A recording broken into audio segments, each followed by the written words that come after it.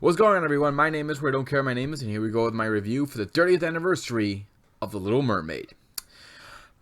Wow, this is, man, without question, this is one of Disney's most popular and successful animated films. And, this was the start of the Disney Renaissance, because after this, we had successful animated film after animated film after animated film, like Beauty and the Beast, Aladdin, The Lion King. They did such a great job with those films. Now, yes, afterwards they did start to slow down, but they were still making a lot of money because of these films. And The Little Mermaid is the one that started it all. And I can't blame them. This is, to this very day, there are still a lot of fans that love this film. They will buy the merchandise. They will go watch the Broadway shows or the school plays that people put on. It's great. I love it. So my question is, does it still hold up? Even after 30 years, if we go 20 more years, will it still hold up 50 years later? Well, let's take a look and see if it still does. So let's talk about the story for this film. The story for this film focuses on our main character, Princess Ariel, who is a 16-year-old mermaid princess who wants to go to the human world. She is so fascinated by the humans. She wants to spend time with them, learn about their world, just be a part of the world. But her father, Triton, doesn't want her going up to the human world because he sees humans as dangerous, as they're monsters. But Ariel ends up falling in love with a prince named Eric, and she wants to be with him. But of course, her father refuses to let her go to the human surface world, so she makes a deal with an evil sea witch named Ursula, who promises to help Ariel become human. But if she can't get the prince to fall in love within 3 days without her voice, then Ariel will belong to Ursula. So it's a race against the clock for Ariel to get the prince to fall in love with her before it's too late. Now, I like the story for different reasons. One, I do like how well it paced it is. I like how we are introduced to the characters. I see the struggles that Ariel has to go through, to the point that when she does become human, that's where, to me, is where I got really invested in the story, because I am rooting for her to get the prince to fall in love with her, and she's doing it without having to speak. She has to get him to fall in love with her. Her curiosity, the thing she's doing is really getting Eric to fall in love with her and starting to, very curious about who she is and wants to know more about her as well. And I love the final act of the story, because we see we see how much Eric loves her, to the point he will go risk his life for her.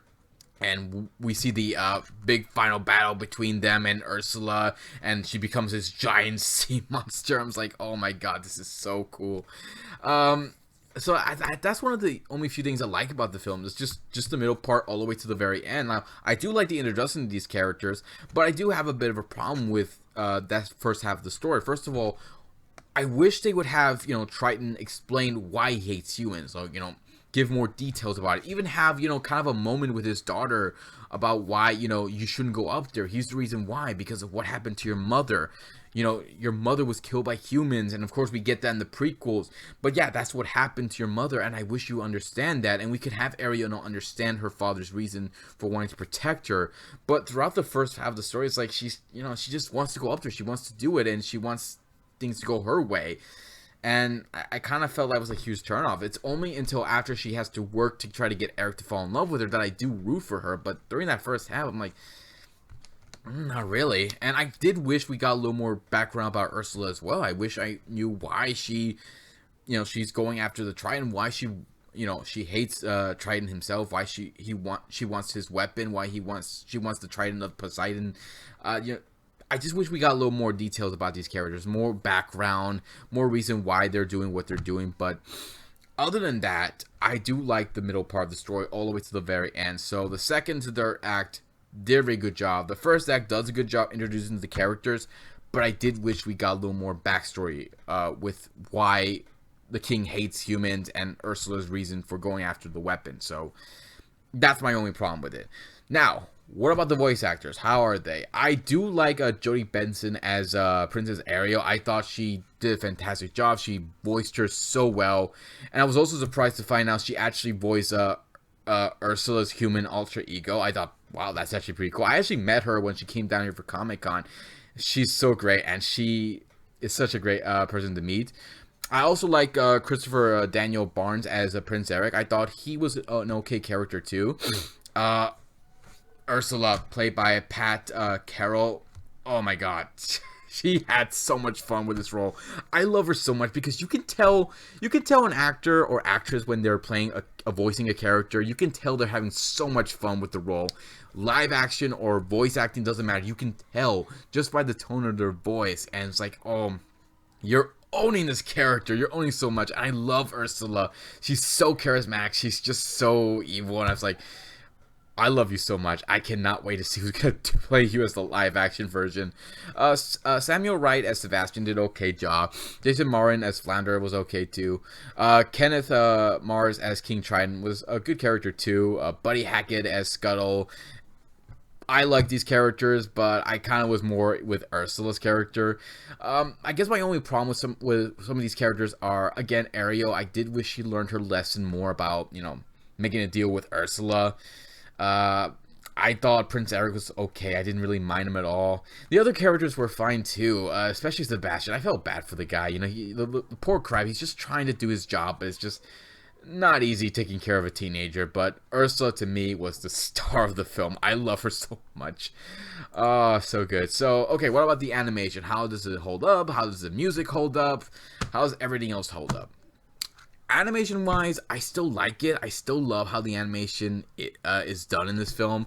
I especially love it when we get to the final act where Ursula becomes this giant sea monster and we see the ships, moving around in a whirlpool. I was like, oh my god, that is so cool. They did such a great job with that, and it still holds up to this day. I still like how well they did that. Okay, the music, I am not gonna lie, the music gets stuck in my head, and in a good way, though. I do like the music. I like, Under the Sea, Part of Your World, Poor Unfortunate Souls. I'm like, oh, this is so good. So the songs are very good. I like how well they're done.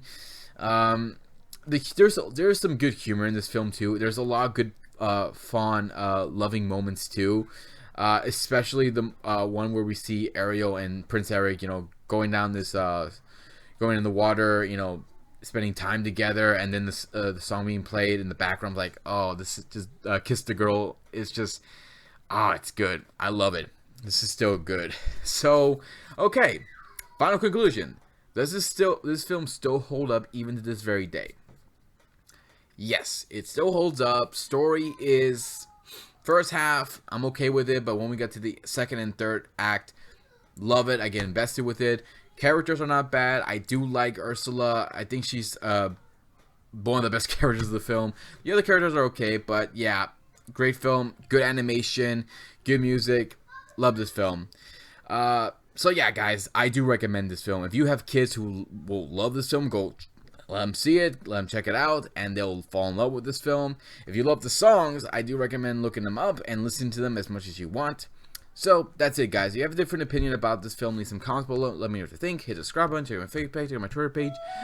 And I will see you all next time to give you more love and more entertainment. So, until then, guys, take care, and I'll see you next time. Bye.